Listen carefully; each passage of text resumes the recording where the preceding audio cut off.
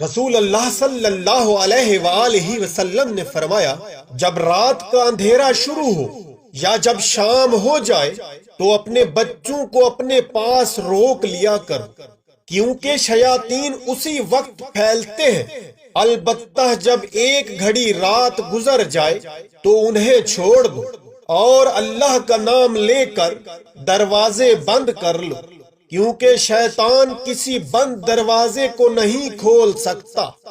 نبی کریم صلی اللہ علیہ وآلہ وسلم نے ارشاد فرمایا، علامات قیامت میں سے یہ ہے کہ علم دین کم ہو جائے گا، جہل ظاہر ہو جائے گا، زنا بکثرت ہوگا، عورتیں بڑھ جائیں گی اور مرد کم ہو جائیں گے، حتیٰ کہ 50 عورتوں کا نگراں صرف ایک مرد رہ جائے گا۔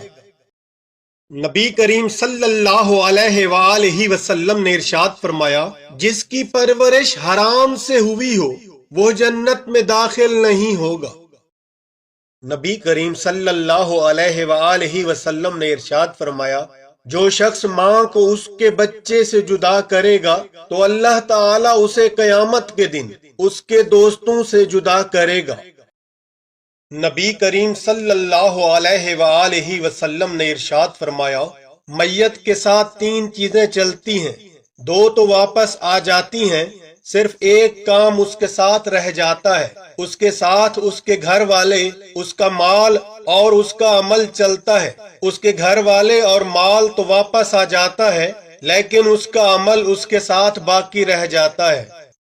نبی کریم صلی اللہ علیہ وآلہ وسلم نے ارشاد فرمایا، مومن کا زیور وہاں تک ہوگا جہاں تک اس کے وضو کا پانی پہنچتا ہے۔